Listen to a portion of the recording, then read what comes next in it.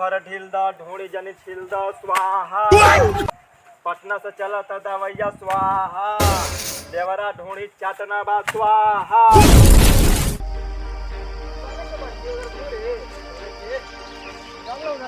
चढ़े बड़ी मजा आवा।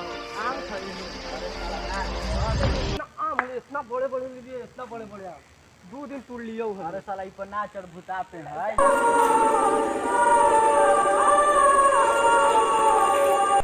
तो ही बड़ी डरबे कर है। अरे साला ना चढ़ बहुत भूता पे है रे। इतना है ना बड़ी तो है। भूत भूत भूत लगी साला भूत डर ले।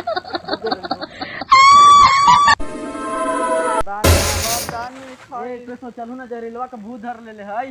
कैसे का धर ले रे? वो अपने जहर है। अमिया के पेड़वा त गिरल है। चलता चल चल। ना ना हम ना जब तू जाऊ ना। ठीक हो तो हम जा ही आओ का। ठीक हो जा।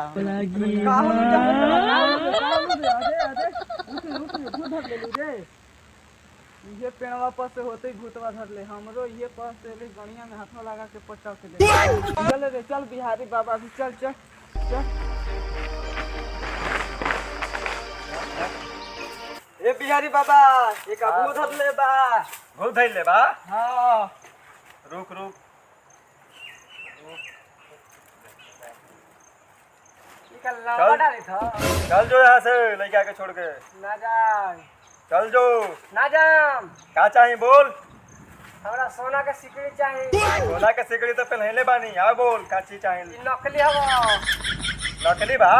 हां हमरा एगो सामान चाहिए देबो। बोल का चाहिए तोरा? हमरा एगो माल चाहिए। माल पटा दे। माल चाहिए? माल हमर झोलिया में बा। ना जाइबे तू? ना रुक ता। आज भर ढील द ढोड़ी जनी छिल द स्वाहा। पटना से चला था दवैया स्वाहा, देवरा ढोड़ी चाटना बा स्वाहा।